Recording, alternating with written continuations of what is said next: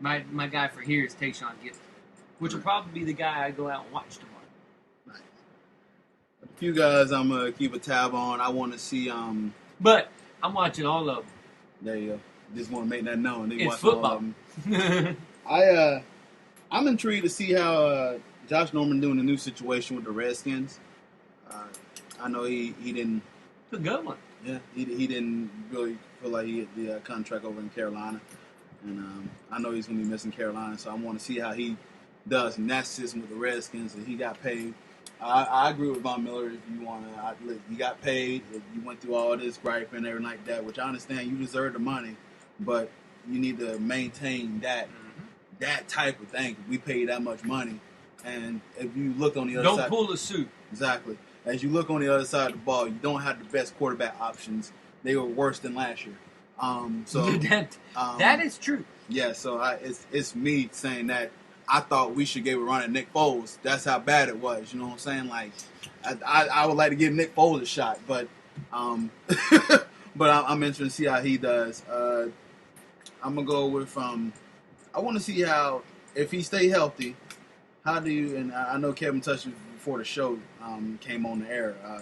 I want to see how Victor Cruz is as he reintroduced into this offense with Beckham being the star-studded number one option now. And if he does come back, at least be productive to give Austin space a little bit, Odell Beckham to break some room, everything like that. And Josh Norman and Odell Beckham Jr. Yeah, and two times a year. The Florida guys, I want to keep an eye on Jameis Winston, see how he does. As far as the Jags, I want to keep an eye on Allen Robinson. That son of a gee. That guy is very fun to watch. I can just say personally, it's very fun to watch that guy. 75-25 is what we call him? Yeah. Very, very fun to watch up close and personal. The Jazz got something cooking. Yeah, you get to watch some. You watch some nuts crap when he went on. I'm telling you. So the Jazz got something cooking here, and this is me speaking as a Broncos fan. But the Jazz got something really cooking here, and I think as much I think their schedule are very hard, but I'm interested to see how Al Robinson take that next step. And, Julius Thomas, too. Those two guys. And he's got the ultimate compliment in Allen Hurns. Yeah. So, I mean, the Florida teams should be very excited of where the route they're taking. Except Miami. Except Miami. So, we'll see what's going on here with the Florida teams. But that's the odds players that I'm keeping on. I want to transition and talk about... You're just trying to steal Allen Robinson off of my fantasy team is what you're trying to do. Hey, if he's available, I'm taking him, so... Look here, I got a keeper. Choose wisely, sir. I got a keeper. Potential sophomore breaks out. There's some names that's on this list. I'm going to let you guys, if you hear anything, well, I'm not going to go through the whole list. We got a few names here, but any few names that stand out to you that's on this list, and if it's not on this list, any names that NFL.com forgot about the potential. Duke Johnson is in line for a good year. If I'm not mistaken, Thomas Rawls was a rookie last year for Seattle. If you think he ain't going to have a breakout season, you out your godforsaken mind. He's running behind Seattle's offensive line that is given. They've had a 1,000-yard running back every year. What, you all of a sudden think they're just going to sling the ball all over the place? Rawls will still be a 1,000-yard running back. Oh, yeah. Just based on the system that they run. He'll still be a 1,000-yard running back. And I don't know if you want to consider him a sophomore or not, but I think Dante Fowler is going to have a pretty good season. I know he was hurt all year last year, and some people are going to consider him a rookie. But I think he's going to have a really good year this year. Yeah, he's going to be one disruptive sum of them. It's a solid draft class, and I look at Dorian Green Beckham. He's very solid. He's going to have a good year. Devontae Parker was a nice gem for Miami. Mm-hmm. He came and had nice solid games here. I'm also looking at Jeremy Lanford, running back for the Bears.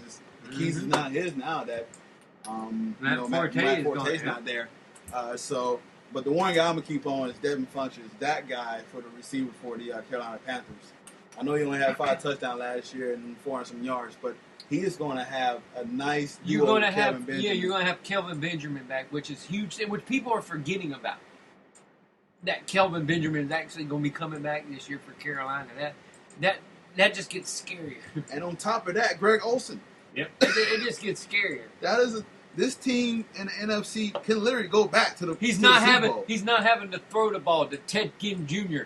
anymore. Yeah. He's going to be having Kelvin Benjamin to throw the ball to. I'm telling you, so this gives Cam options.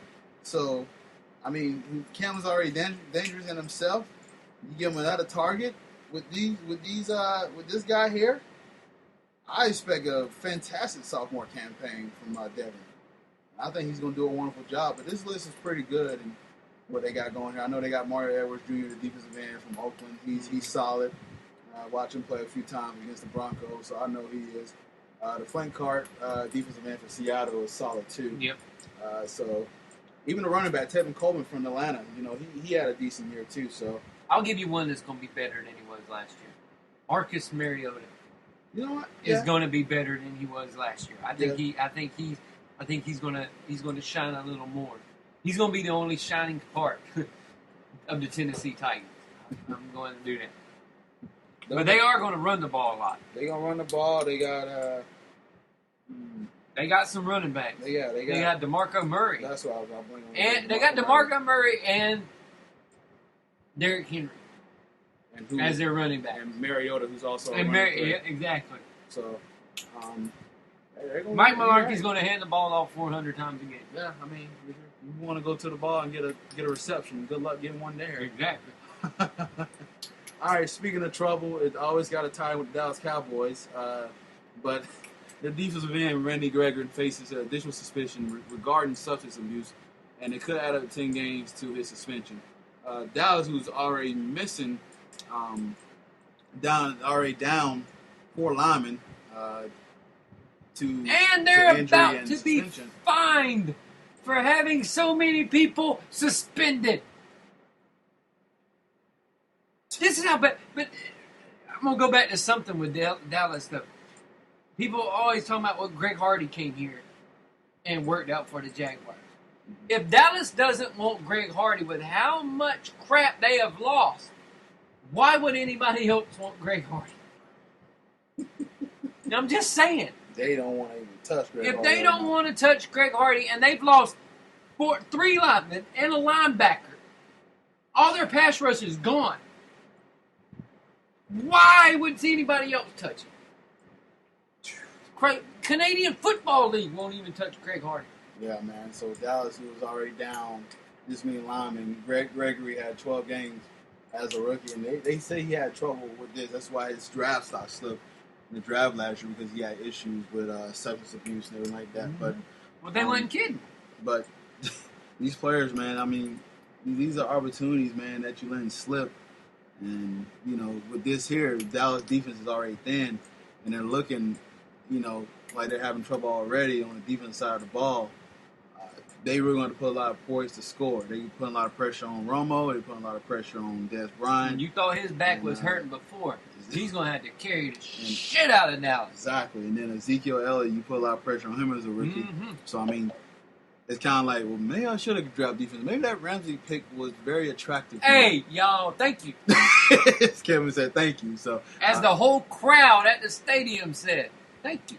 Y'all really cheered when they passed up. And I cheered the next day even bigger. All right, let's go to this Eagles QB battle. Is there a battle discussed? Is Bradford the starter? And if he's the starter, is it the whole season? Bradford's going to be the starter. I don't think it's going to be the whole season. But I think he's going to be the starter. I really don't care about him. Bradford. I'll have my buddy on during the thing, and he'll be able to elaborate on that. He'll be able to discuss all the Eagles all day long. But I think Sam will be the starter. Who do they pick up? Carson Wentz. Carson Wentz. NDSU.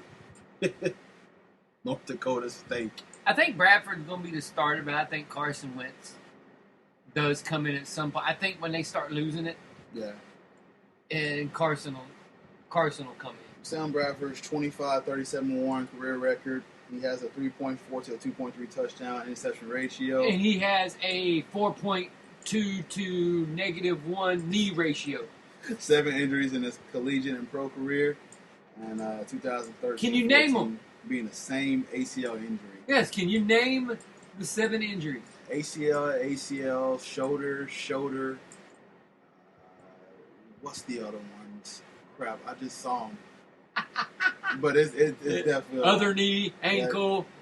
I think groin. One was a head for a concussion. Yep. I know he had a concussion, but it's definitely he's definitely like I think Bradford is going to be the starter Until he gets hurt. But I don't know if it's just pride coming in a little bit when you see someone get drafted, a quarterback, whatnot. Well, he was doing the bitching. He was doing that whining and complaining. Oh, trade me. They just paid you a lot of money. Get paid, earn your position. Football is all about competition. If you believe you're better than them, beat them out of the job. Exactly. So, and stop being a crybaby. Exactly. You got paid, man. So what can you get mad about? Now, did I question a lot of them driving a quarterback when they sign you? Yeah, but at the same time, they got to look at the future in case you want to bolt. So which you will. Or in case you can't walk. Exactly. So how you going to get mad if they're just covering their tails that if you decide to leave, that they don't have a quarterback? Exactly. So well, Chip Kelly completely boo-ha-ha stuck it right in the anal cavity of Philadelphia Eagles. When he did all of his stuff, he legit hosed the Philadelphia Eagles. He messed them up completely. 49ers next. Oh, 49ers are already hosed. They just brought him in to finish the hosing. And let's talk about your boy Josh Gordon. Yeah. He's been reinstated by Roger Goodell. He was on an indefinite ban. And while he's on the PDP list, he can visit the facilities. Expand on what Gordon does to this Browns offense. Gordon adds a whole nother dimension. We talked about Allen Robinson earlier. He is their Allen Robinson. He's the guy that lights people up. You're talking about a guy who had like back-to-back 200-yard receiving games. The dude is insane. And they had crap throwing him the ball. And I'm not just talking about the color of their uniform. They've had crap throwing him the ball. He's an amazing receiver. And he adds that new dimension to Cleveland when they get him back. Hopefully he can stay whatever. There's probably a reason they brought him back like this is because he's proven that this kind of stuff is behind him. Well, hopefully it is, and hopefully he can stay on track because he's such a fun player to watch play. I enjoy watching him play. 1,600 yards on 87 receptions, 9 touchdowns in that 2013 breakout year. Exactly. He had three 200-yard games in a row. And like you Kevin mentioned before, his quarterbacks that he had that year wasn't the best. They sucked. Let's say it. Wasn't it like it was Brian Hoyer and somebody like that was his quarterbacks in 2013? I can definitely look it up. Cleveland Browns 2013 quarterbacks. Browns. It don't even want to type in Browns. It didn't even want to type in Browns. Well, let's look at their quarterbacks here. All right, so we go there. Here's their passing. There it is. Jason Campbell, Brandon Weeden, and Brian Hoyer. And how many yards did he have again during this season? He has 1,600 yards. With that. 1,600 yards with this go down anemic rotation of quarterbacks. Go down. Willis McGahee was their leading rusher. He had 1,646 yards. 177 yards. He was their leading rusher. Josh Gordon had their whole offense. Josh Gordon, 1,646. In 2 more games, Josh Gordon almost would have had 2,000 yards for the season. Jordan Campbell was the next best target. With 917. But besides that, their offense was bad besides those two. Yes. And their quarterbacks were horrible. He did that with Jason flipping Campbell. And Brandon flipping Weeden. They were throwing ducks and you go in there and catch them. Go game by game stats. Look at this. Look, let's see if they come up. Where is it? Or the game by, you mean this? Yeah, box scores. Box scores. Where was the 3 games where he had? Oh, okay. I know he had one here, and they still lost.